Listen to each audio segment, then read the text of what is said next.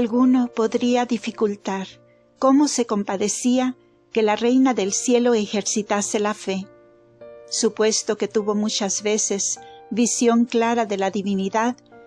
y muchas más la tuvo abstractiva, que también hace evidencia de lo que conoce el entendimiento, como queda dicho arriba,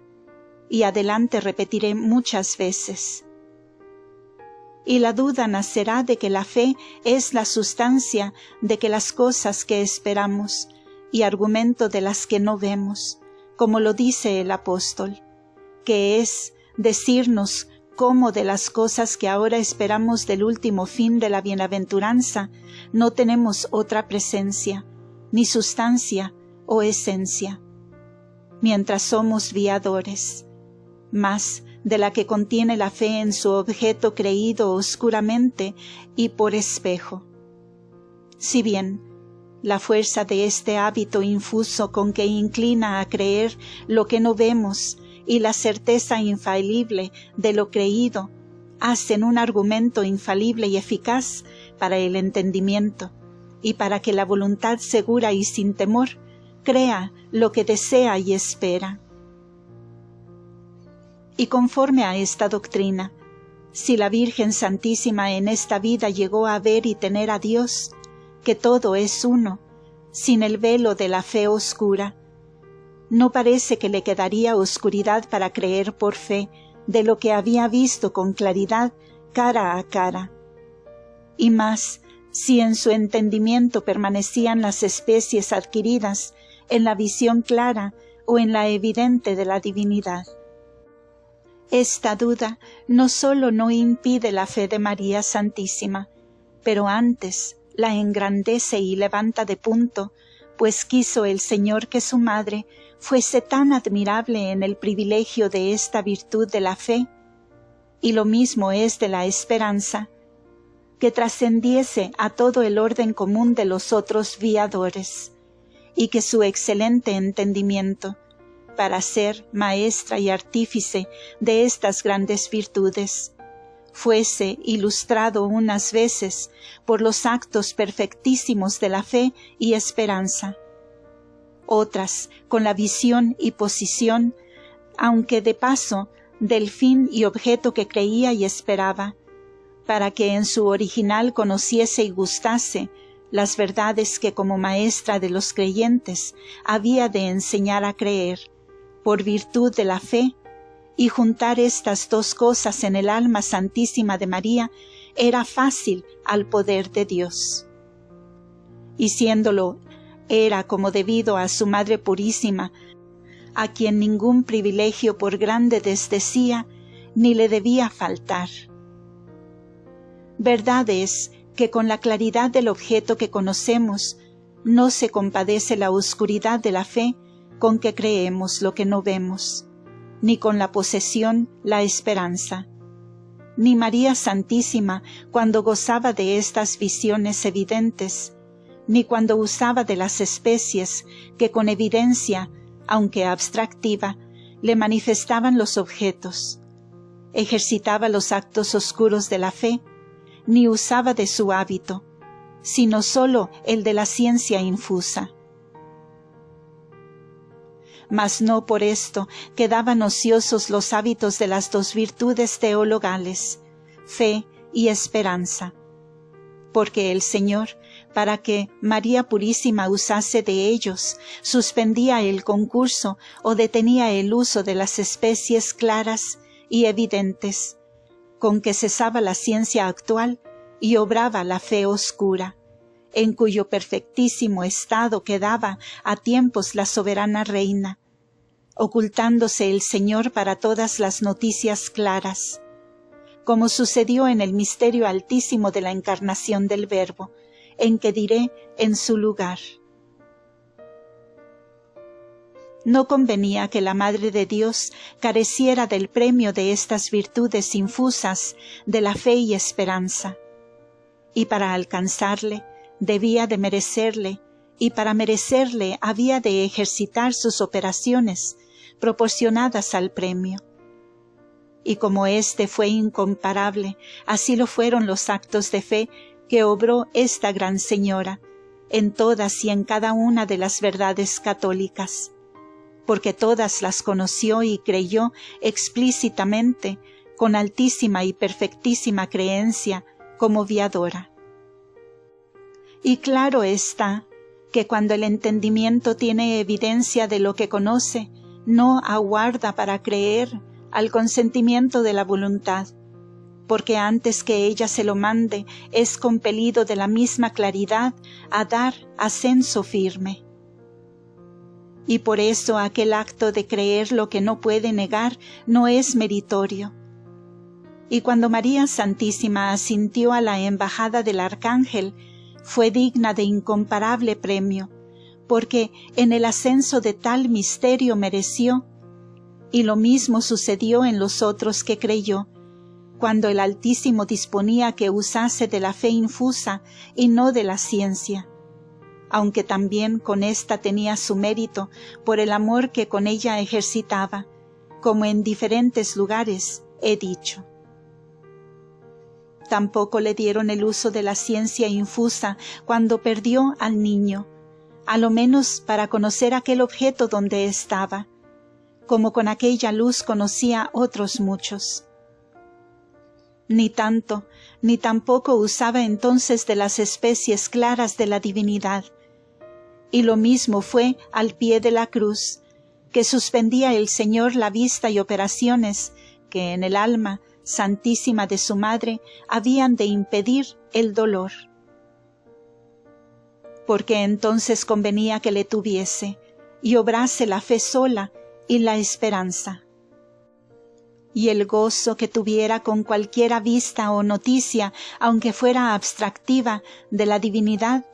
naturalmente impidiera al dolor, si no hacía Dios nuevo milagro para que estuviesen juntos pena y gozo. Y no convenía que su majestad hiciera este milagro,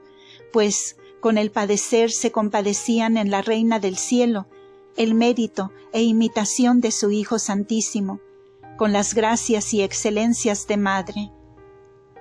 Por esto buscó al niño con dolor, cuando ella lo dijo, y con fe viva y esperanza, y también las tuvo en la pasión y resurrección de su único y amado Hijo, que creía y esperaba, permaneciendo en ella sola esta fe de la Iglesia, como reducida entonces esta virtud a su maestra y fundadora. 3 condiciones o excelencias particulares se pueden considerar en la fe de María Santísima: la continuación, la intención y la inteligencia con que creía. La continuación solo se interrumpía cuando con claridad intuitiva o evidencia abstractiva miraba a la divinidad, como ya he dicho. Pero, distribuyendo los actos interiores del conocimiento de Dios que tenía la Reina del Cielo, aunque sólo el mismo Señor que los dispensaba puede saber cuándo y en qué tiempos, ejercitaba su Madre Santísima los unos actos o los otros. Pero jamás estuvo ocioso su entendimiento, sin cesar sólo un instante de toda su vida, desde el primero de su concepción, en que perdiese a Dios de vista, porque si suspendía la fe, era porque gozaba de la vista de la divinidad, clara o evidente, por ciencia altísima, infusa. Y si el Señor le ocultaba este conocimiento, entraba obrando la fe. Y en la sucesión y vicisitud de estos actos había una concertadísima armonía en la mente de María Santísima, a cuya atención convidaba el Altísimo a los espíritus angélicos, según aquello que dijo en los Cantares, capítulo 8. La que habitas en los huertos, los amigos te escuchan. Hazme oír tu voz. En la eficacia o intención que tenía la fe de esta soberana princesa, excedió a todos los apóstoles, profetas y santos juntos, y llegó a lo supremo que pudo caber en pura criatura. y no solo excedió a todos los creyentes, pero tuvo la fe que faltó a todos los infieles que no han creído, y con la fe de María Santísima pudieron todos ser ilustrados. Por lo cual, de tal suerte, estuvo en ella firme, inmoble e constante, cuando los apóstoles en el tiempo de la pasión desfallecieron, que si todas las tentaciones, engaños, errores y falsedades del mundo se juntaran, no pudieran contrarrestar ni turbar la invencible fe de la Reina de los fieles, y su fundadora y maestra a todos venciera y contra todos saliera victoriosa y triunfante. La claridad o inteligencia con que creía explícitamente todas las verdades divinas no se puede reducir a palabras sin oscurecerlas con ellas. Sabía María Purísima todo lo que creía y creía todo lo que sabía, porque la ciencia infusa teológica de la credibilidad de los misterios de la fe y su inteligencia estuvo en esta sapientísima Virgen y Madre con el grado más alto que a pura criatura fue posible. Tenía en acto esta ciencia y memoria de ángel sin olvidar lo que una vez aprendía, y siempre usaba de esta potencia y dones para creer profundamente, salvo cuando por divina disposición ordenaba Dios que por otros actos se suspendiese en la fe, como arriba dije, y fuera de no ser comprensora, tenía en el estado de viadora, para creer y conocer a Dios, la inteligencia más clara y más inmediata en la esfera de la fe, con la noticia clara de la divinidad, con que trascendía el estado de todos los viadores, siendo ella sola en otra clase y estado de viadora a que ninguno otro pudo llegar. Y si María Santísima, cuando ejercitaba los hábitos de fe y esperanza, tenía el estado más ordinario para ella, y por eso era el más inferior, y en él excedía a todos los santos y ángeles, y en los merecimientos se les adelantó, amando más que ellos.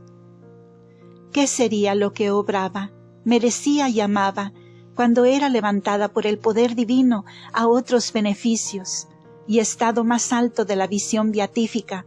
o conocimiento claro de la divinidad? Si al entendimiento angélico le faltaran fuerzas para entenderlo y penetrarlo, ¿cómo tendrá palabras para explicarlo una criatura terrena?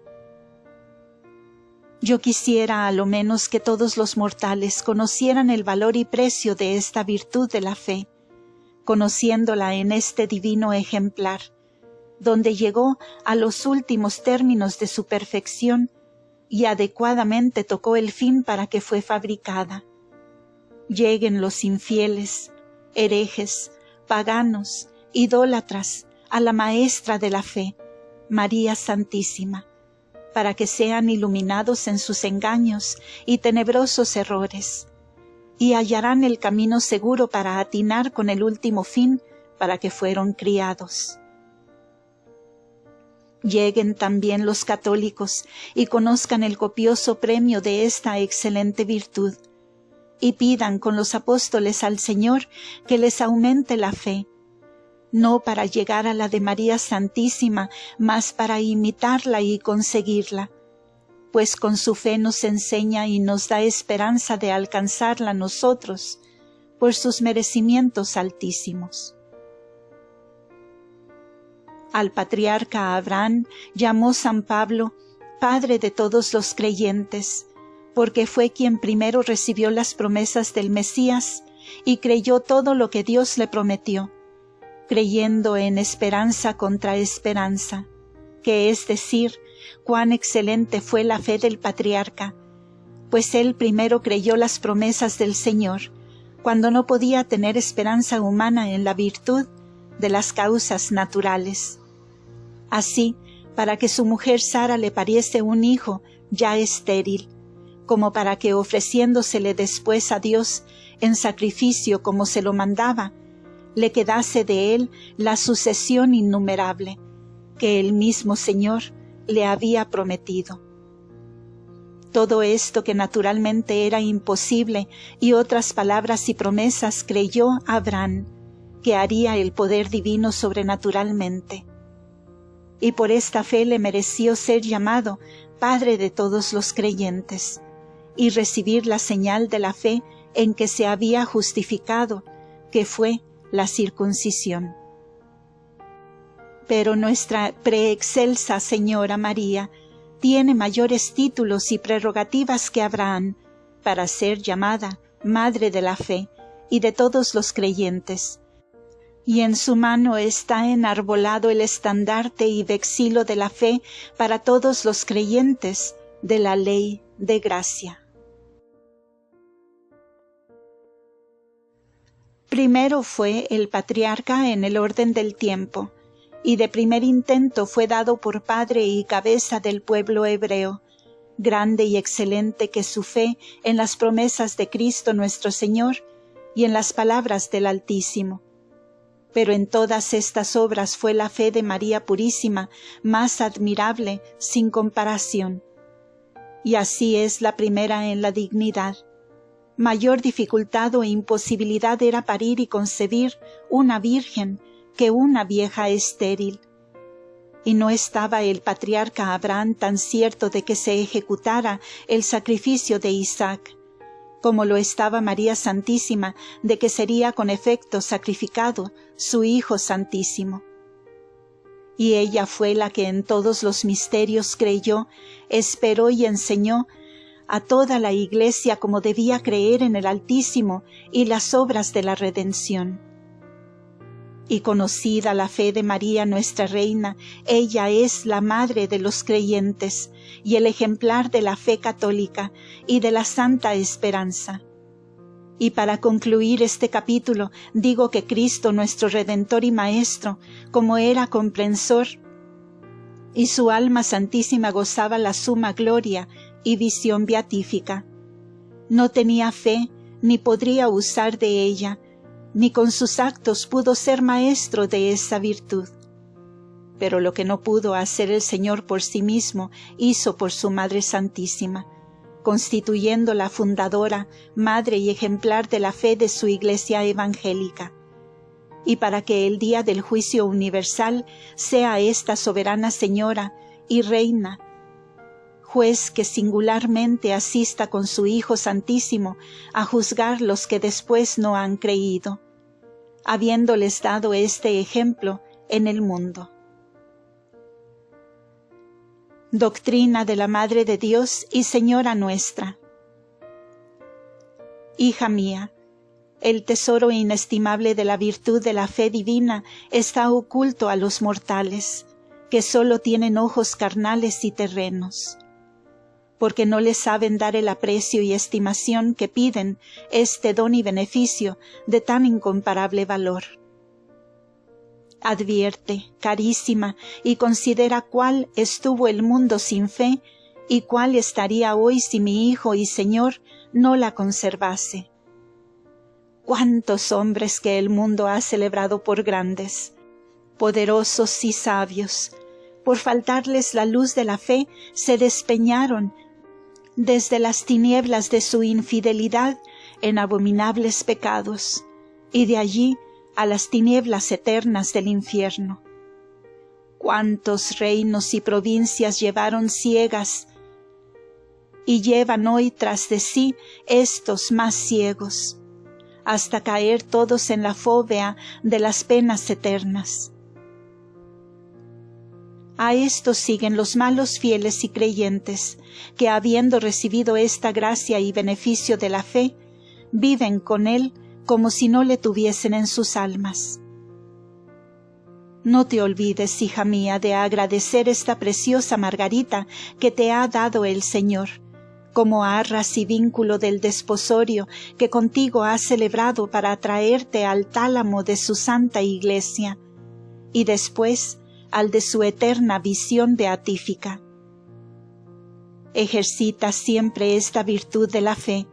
pues ella te pone cerca del último fin a donde caminas y del objeto que deseas y amas. Ella es la que enseña el camino cierto de la eterna felicidad. Ella es la que luce en las tinieblas de la vida mortal de los viadores y los lleva seguros a la posesión de su patria, a donde debían caminar si no estuvieran muertos con la infidelidad y pecados. Ella es la que despierta las demás virtudes, la que sirve de alimento al justo y le entretiene en sus trabajos. Ella es la que confunde y atemoriza a los infieles y a los tibios fieles, negligentes en el obrar, porque les manifiesta en esta vida sus pecados y en la otra el castigo que les aguarda. Es la fe poderosa para todo, pues al creyente nada le es imposible. Antes lo puede y lo alcanza todo. Es la que ilustra y ennoblece al entendimiento humano, pues le adiestra para que no yerre en las tinieblas de su natural ignorancia, y le levanta sobre sí mismo para que vea y entienda con infalible certeza lo que no alcanzara por sus fuerzas, y lo crea tan seguro como si lo viera con evidencia, y le desnuda de la grosería y villanía, cual es no creer el hombre más de aquello que él mismo con su cortedad alcanza, siendo tan poco ilimitado, mientras vive el alma en la cárcel del cuerpo corruptible, sujeta en el entender al uso grosero de los sentidos. Estima, pues, hija mía, esta preciosa margarita de la fe católica que Dios te ha dado, y guárdala, y ejercítala con aprecio y reverencia.